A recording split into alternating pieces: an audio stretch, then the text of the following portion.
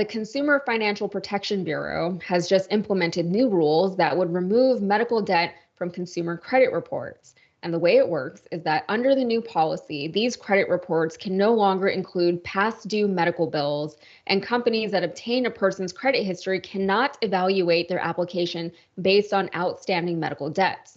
Now, this does not mean that the medical debts are forgiven. Rather, the new rules remove roughly $49 billion in unpaid medical debts from Americans' credit reports.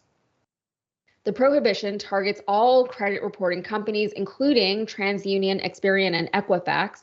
The CFPB estimates that the new rules will help 15 million Americans out.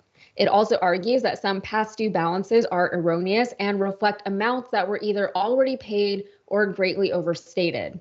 Rohit Chopra, the agency's director, said people who get sick should not have their financial future upended. The CFPB's final rule will close a special carve-out that has allowed debt collectors to abuse the credit reporting system to coerce people into paying medical bills they may not even owe. Debt collectors who their entire existence relies on badgering Americans about unpaid debts are super salty about this. And also some Republican leaders are threatening to overturn the policy because, of course, they are. Last month, Senator Tim Scott went after Chopra for broadly pursuing a unilateral partisan agenda, he called it, and he called on the incoming Trump administration to limit the CFPB's powers. Furthermore, Equifax told the government in August that it is not permitted under federal law to demand such a change, arguing that the CFPB failed to present sufficient evidence that medical debts are reported erroneously. The company, along with Experian and TransUnion, previously said that they would stop including past due medical debts under $500 on credit reports. Under $500 is nothing, though, when you're talking about medical debts.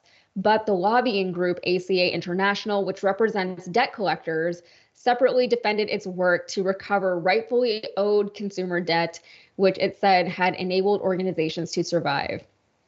I can't imagine lobbying on behalf of debt collectors, but ACA International has already sued the CFPB over its new set of guidelines limiting how unpaid medical bills can be collected. John, look, a lot of jobs are being made redundant these days, either by AI or by the changing world that we live in. And it appears that no job is safe, not even debt collection jobs. But that aside, it's always very frustrating when people are more worried about parasitic debt than they are about the livelihoods of millions of Americans. What was it? 15 million Americans would see their lives benefited from this act. And this sort of ties in with the last story a little bit. The elimination of this debt, or even just preventing this debt to negatively impact people's credit scores, this could significantly lessen the overall financial burden of so many people. And overall, that would be a good thing. But it's bad for business and bad for Republicans. Life in this country is just a struggle between people and businesses, and the people we always seem to be losing. What are your thoughts, John?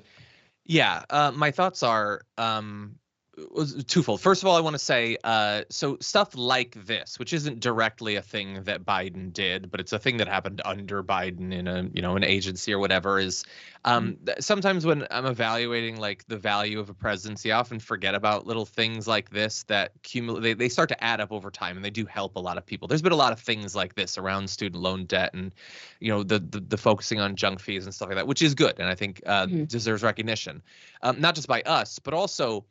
And I apologize. I now point to a lot of things that I declare to be like the perfect example of the gap between the truth and the lie of the Trump administration and the MAGA movement. But this is a perfect example of it. So if you're a MAGA person, what is it about the Consumer Financial Protection Bureau trying to make it easier for you to switch banks, trying to limit how much you can be fined for over withdrawing, trying to limit the junk fees that credit card companies and telephone companies and airplanes can charge you? What is it about that bothers you? Like that they've taken your position, your interests at heart rather than the business? Like, is it just enough? Can Jesse Waters just say that it's socialism? And you'll be like, you know what? That's true. I want to be fined more in the future. I don't understand why you would be against this. Because they say, okay, Donald Trump and the MAGA movement say, we're going to come in and you've all been voiceless and we're going to be your voice and we're going to fight against the deep state and the establishment and whatever. but they're literally saying we are going to roll back the power of the Consumer Financial Protection Bureau. So Kathy Kraninger, who led it under Trump the first time, says there will be pretty significant change from the direction the agency has been going in, and I think in a positive way. So I don't know for sure that she's going to be leading it again. She already has a job.